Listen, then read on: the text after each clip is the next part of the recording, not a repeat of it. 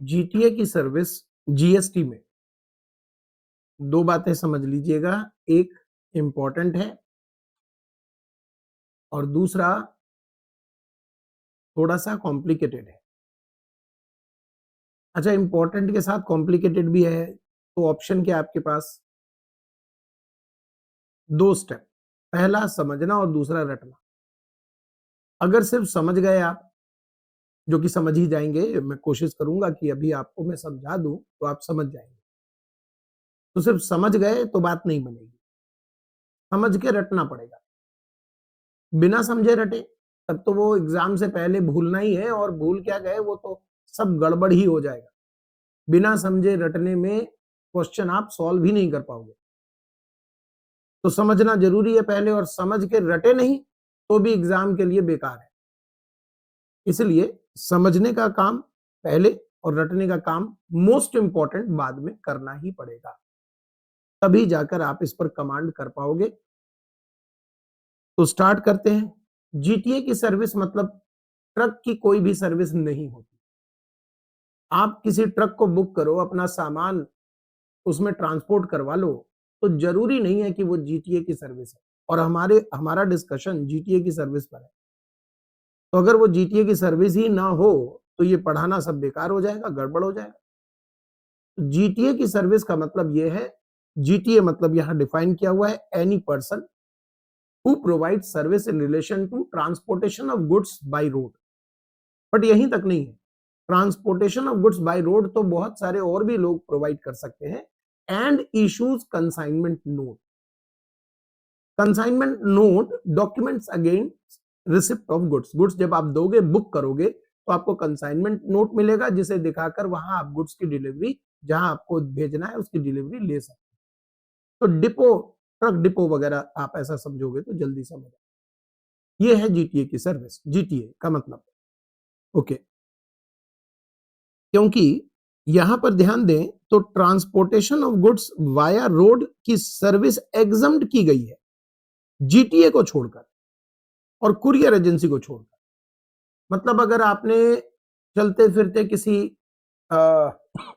Lorry को आपने privately contact किया, बुक किया कि हमारा सामान इस मोहल्ले से दूसरे मोहल्ले छोड़ दो, चाहे वो ट्रक ही क्यों ना हो, आपने ट्रक वाले, ट्रक ओनर से डायरेक्ट आपने कांटेक्ट किया कि हमारा सामान यहाँ पर लोड करेंगे और वहां पर अनलोड कर देंगे, साथ में हम भी चल पड़ेंगे, और इस तरह से प्राइवेटली आपने 5-7 हजार रुपए के फ्रेट पर ये बुकिंग कर ली, तो ये जीटीए की सर्विस है ही नहीं।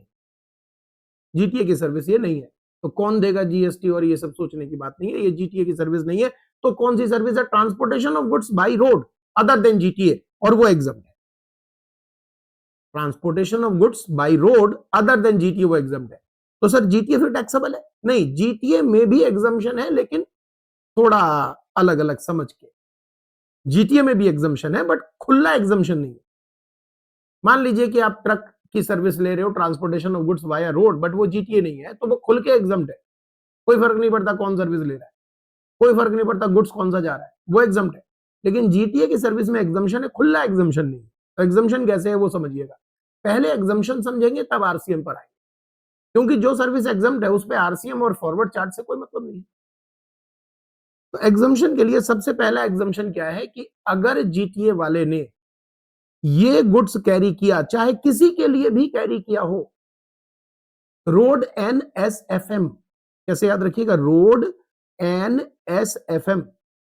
और ये मैंने यहां डिटेल उस कलरिंग के साथ दे रखा है, रिलीफ मटेरियल, ऑर्गेनिक मैन्योर और agriculture produce, defence equipments, newspaper, magazine, salt, ये सब हमने दे दिया।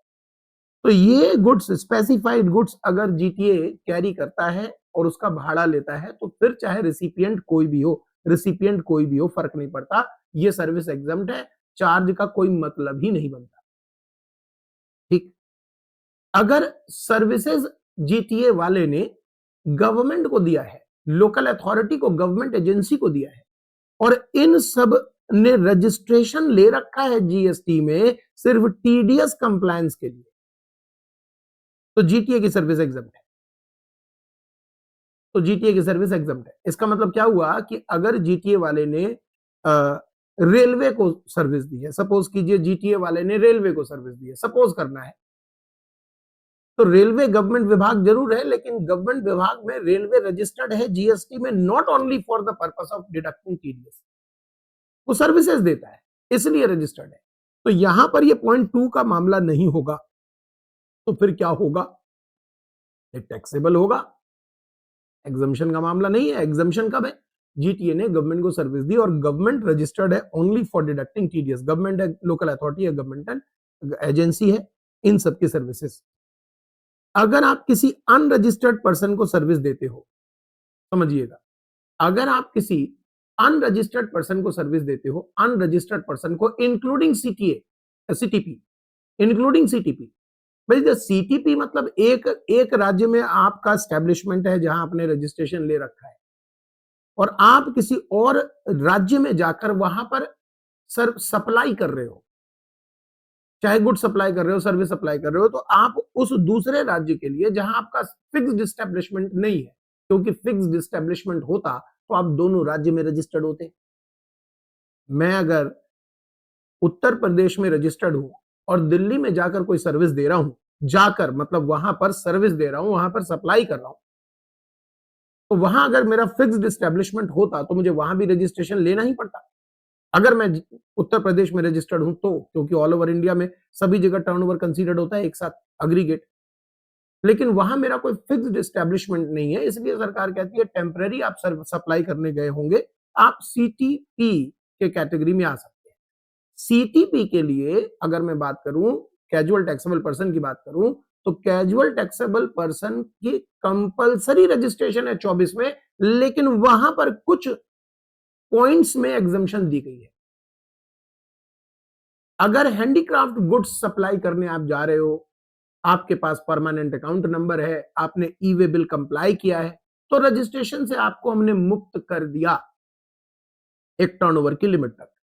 तो यानी रेयर जरूर है, बट ये संभावना है कि सीटीपी अनरजिस्टर्ड हो सकता है। अगर सीटीपी अनरजिस्टर्ड है और जीटीए की सर्विस ले रहा है तो वो भी एग्जम्प्ट रहेगा, क्योंकि अगर वो अनरजिस्टर्ड है तो जीटीए की सर्विस एग्जम्प्ट है। जीटीए की सर्विस, इसका मतलब हुआ कि जीटीए की सर्विस अगर कैजुअल टैक्सेबल पर्सन को दिया जाए, वो अनरजिस्टर्ड है तो वो एग्जम्प्ट है, और अगर वो रजिस्टर्ड है तो टैक्सेबल है। तो आइए, सबसे पहला हिस्सा टैक्सेबल हमको अब यहां मिला कि अगर कैजुअल टैक्सेबल पर्सन को जीटीए सर्विस दे रहा है, वो रजिस्टर्ड है तो टैक्सेबल है। आगे लिखा हुआ है कि अगर सर्विसेज आपने इनको दी है, ये महान आत्मा है, ये महान आत्मा है, अब महान आत्मा को रजिस्ट्रेशन की रिक्वायरमेंट हो या ना हो फर्क नहीं पड़ता, वो महान महान है। Factory, society, cooperative society, body corporate, firm, AOP, registered CTP तो ऊपर आ ही गया, तो उसको नहीं भी लिखते तो चल जाता। रजिस्टर्ड सीटीपी अगर नहीं भी यहां पर लिखेंगे चल जाएगा, क्योंकि ऊपर तो हमने कंसीडर कर ही दिया। ये लोग जो है ये महान आत्मा है। महान आत्मा का मतलब हुआ कि ये रजिस्टर्ड हो कि अनरजिस्टर्ड हो, इनकी सर्विस जीटीए ने इनको सर्विस दी है तो वो टैक्सेबल, जीटीए ने इनको सर्विस दी है तो टैक्सेबल है। तो मैं अगर जीटीए की सर्विस टैक्सेबल बोलूं तो मैं दो ही पॉइंट्स बोल सकता हूं, महान आत्मा को सर्विस दी है तो टैक्सेबल है, और किसी भी रजिस्टर्ड पर्सन को सर्विस दी है एक्सेप्ट गवर्नमेंट टीडीएस कंप्लायंस के लिए तो टैक्सेबल है। तो आप 3 की जगह 2 में उसे समराइज कर सकते हैं, बिकॉज सीटीपी भी तो रजिस्टर्ड ही है, भले ही टेम्पररी रजिस्टर्ड है, पर रजिस्टर्ड तो है। तो ऐसा समझ लीजिए, महान आत्मा को सर्विस दी गई तो टैक्सेबल है, जीटीए वाले ने महान आत्मा को सर्विस दी तो टैक्सेबल है, चाहे वो रजिस्टर्ड हो तो भी, नहीं रजिस्टर्ड हो तो भी, और किसी रजिस्टर्ड पर्सन को सर्विस दी है तो वो भी टैक्सेबल।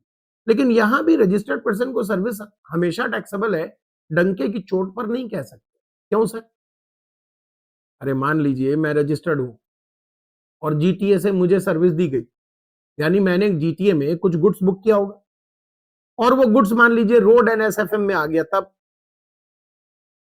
तो एग्जम्प्ट हो जाएगा ना। तो खुल के नहीं बोल सकते आप। ऐसा समझ लीजिए कि पहले और दूसरे पॉइंट में जीटीए जो सर्विस दे रहा है इन लोगों को, इन दोनों को, महान आत्मा को और रजिस्टर्ड पर्सन को, अगर वो स्पेसिफाइड गुड्स है तो फिर एग्जम्पशन कंटिन्यू रहेगा, और अगर अदर गुड्स है तो टैक्सेबल है। तो अंततः आप कमांड करो, ये आपका आधा पार्ट हुआ जिस पर आपको कमांड करना चाहिए कि जीटीए की सर्विस कब टैक्सेबल होगी, इस पर कमांड हो जाए। क्वेश्चन में आप ये देखकर बता सको कि ये टैक्सेबल सर्विस है कि एग्जम्प्ट सर्विस। इसका काम आपने कंप्लीट कर दिया। अब आते हैं कि टैक्सेबल है कि एग्जम्प्ट है। अगर पता चल गया आपको एग्जम्प्ट है, जो यहाँ 3 पॉइंट है वो सीटीपी को लेकर है 3 पॉइंट, वैसे तो 2 पॉइंट में भी काम चलता है। अगर आपको पता चल गया कि वो टैक्सेबल है, तब हम आते हैं चार्ज के ऊपर कि भैया जीएसटी कंप्लाई कौन करेगा। बियर कौन करेगा? वो तो रिसिपिएंट ही बियर करता है भैया, फॉरवर्ड हो कि रिवर्स आप भी जानते हैं। क्या फर्क पड़ता है फॉरवर्ड चार्ज रिवर्स चार्ज से? कटना तो है ना, तरबूज को ही है, फॉरवर्ड चार्ज हो या रिवर्स चार्ज हो। समस्या तो तरबूज की आनी है, कटेगा वही, चाकू तो कटेगा नहीं। कंप्लायंस की बात है कि कौन कंप्लाई करता है। फॉरवर्ड चार्ज में सप्लायर कंप्लायंस करेगा जीएसटी का, रिवर्स चार्ज में रिसिपिएंट करेगा। ठीक, ओके। तो जीटीए की सर्विस जब आपको टैक्सेबल दिख जाए, तब अगला प्रश्न है आरसीएम या फॉरवर्ड चार्ज। जवाब को सुनते चलिए। अगर जीटीए अनरजिस्टर्ड है, लॉजिक लगाइए, अनरजिस्टर्ड है जीटीए, सरकार क्या चाहेगी? आरसीएम लगा देते, आरसीएम लग जाएगा। तो अगर जीटीए अनरजिस्टर्ड है तो आरसीएम लग गया। ठीक, अब जीटीए अगर रजिस्टर्ड है तो वो सक्षम है फॉरवर्ड चार्ज देने के लिए, वो कैपेबल है फॉरवर्ड चार्ज देने के लिए। तो गवर्नमेंट कहती है जीटीए वालों, आप पे ऑप्शन छोड़ा कि तुमको फॉरवर्ड मांगता कि रिवर्स मांगता, तुम बताओ। अगर तुमको फॉरवर्ड चाहिए तो बताओ, रिवर्स चाहिए तो बताओ। Option to pay GST under forward charge must be exercised by GTA. Forward charge का ऑप्शन आपको लेना पड़ेगा, नहीं लिया तो रिवर्स चार्ज बन गया। फॉरवर्ड चार्ज का ऑप्शन आपको लेना पड़ेगा बाय मेकिंग डिक्लेरेशन ऑन और after 1 January of preceding financial year but not later than 31 March. यानी अगर 1 अप्रैल 2025 से शुरू होने वाला फाइनेंशियल ईयर है और जीटीए इस ईयर में फॉरवर्ड चार्ज लेना चाहता है, तो 1 जनवरी 25 से 31 मार्च 25 के बीच में वो डिक्लेरेशन अपने कॉमन पोर्टल पर देकर बता सकता है कि मैं फॉरवर्ड चार्ज लेना चाहता हूं। 23-24 के फाइनेंशियल ईयर से ही ये ऑप्शन वाली चीज आई थी, इसलिए उसमें टाइम थोड़ा ज्यादा दिया गया है, 31 मई 2023। वो पुरानी बात हो गई, उसको भूल जाइए एग्जाम के लिए। ठीक है, और सुनिए, मान लीजिए आप न्यूली रजिस्टर्ड व्यक्ति हैं, जीटीए नया वाला रजिस्ट्रेशन लिया हुआ है, अभी 27 अगस्त को रजिस्ट्रेशन लिया मान लीजिए जीटीए वाले ने, तो अब वो 1 जनवरी 2000 ऐसे कैसे देखेगा? अभी से वो उसको चाहिए फॉरवर्ड चार्ज, अभी अभी उन्होंने रजिस्ट्रेशन लिया, अभी से फॉरवर्ड चार्ज चाहिए, तो उसको भी ऑप्शन दोगे ना भाई। तो क्या ऑप्शन है? लिखा है 45 दिन from the date of application of registration. जो आप रजिस्ट्रेशन के लिए अप्लाई करोगे उस दिन से 45 दिन के अंदर आप कॉमन पोर्टल पे बात कर सकते हो, और within 1 month from the date of obtaining registration, क्योंकि कॉमन पोर्टल चलेगा ही तब जब रजिस्ट्रेशन आप ऑब्टेन कर लें। तो 45 दिन और 1 महीना विच एवर इज लेटर तक आप डिक्लेरेशन दे सकते हो कि हमको फॉरवर्ड चार्ज चाहिए, हम फॉरवर्ड चार्ज लेना चाहते हैं। ध्यान से सुनिए अब आगे की कहानी। अगर आपने एक बारी फॉरवर्ड चार्ज ले लिया, once option to pay GST under forward charge is exercised, क्या होगा? It shall be deemed to have been exercised for next and next future financial year। यानी एक बारी फॉरवर्ड में आ गए तो आप फॉरवर्ड की गाड़ी चलती रहेगी जब तक कि आप खुद ना ब्रेक लगा दें, unless GTA files declaration to revert RCM. और ये भी आप डिक्लेरेशन कब देंगे? फाइनेंशियल ईयर जिस ईयर में आपको चेंज करना हो, उस ईयर के शुरू होने के 3 महीने पहले के अंदर अंदर, मतलब 1 जनवरी से 31 मार्च के बीच में। ठीक है जी। अच्छा, वापस आते हैं, दोबारा से रिकैप करते हैं। जीटीए की सर्विस अगर एग्जम्प्ट है तो एग्जम्प्ट है भैया, टैक्सेबल है, तो पता लगाइए फॉरवर्ड या रिवर्स। कैसे पता लगाइएगा? सर जीटीए अगर अनरजिस्टर्ड है, हाँ तो सर आरसीएम, और क्या सोचने की क्या बात है। और अगर रजिस्टर्ड है जीटीए, सर रजिस्टर्ड है तो उस पर ऑप्शन छोड़ दो, फॉरवर्ड चाहिए कि रिवर्स चाहिए, और ऑप्शन कैसे लेना है वो समझ आ गया।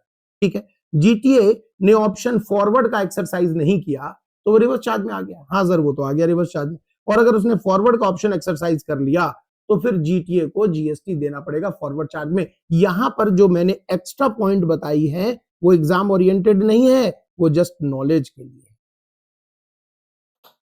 कि फॉरवर्ड चार्ज में भी सरकार इनको दो ऑप्शन देती है। फॉरवर्ड चार्ज में भी सरकार इनको दो ऑप्शन देती है, फुल आईटीसी लेगा, फुल आईटीसी लेगा और 12% जीएसटी देगा। आईटीसी नहीं चाहिए 5% जीएसटी दे दो। फॉरवर्ड चार्ज में भी ऑप्शन। और रिवर्स चार्ज में तो फिर आईटीसी जानते ही आप, सप्लायर का आईटीसी तो मर ही जाता है, क्योंकि सप्लायर ने चार्ज ही नहीं किया तो क्या करेंगे, तो सप्लायर का तो आईटीसी मर गया। सप्लायर ने जो मतलब आरसीएम में जो जीएसटी चार्ज होता है उसका रिसिपिएंट ले लेगा आईटीसी, बट सप्लायर जिसको जीएसटी देना नहीं उसका तो आईटीसी जला ही जाता है। तो 5% है रिवर्स चार्ज में जीएसटी का रेट। ये एग्जाम ओरिएंटेड नहीं है कि रेट क्या है। में एग्जाम में सिर्फ आप क्या क्या ध्यान रखिएगा, कब एग्जम्प्ट है, कब टैक्सेबल है। टैक्सेबल है तो फॉरवर्ड कब है, रिवर्स कब है, और ये ऑप्शन लेने का तरीका, ऑप्शन आ गया तो कितने समय तक अप्लीकेबल है, ऑप्शन कब तक ले सकते हैं, न्यूली रजिस्टर्ड पर्सन कब तक ऑप्शन ले सकता है, ये सब बातें एग्जाम में जरूरी है। उम्मीद करता हूं अब तो कमांड आ गया आप लोगों का। अब क्या करना है, ये पहला स्टेप है, दूसरा स्टेप कौन करेगा, रटना पड़ेगा। रटे नहीं तो बेकार हो जाएगा।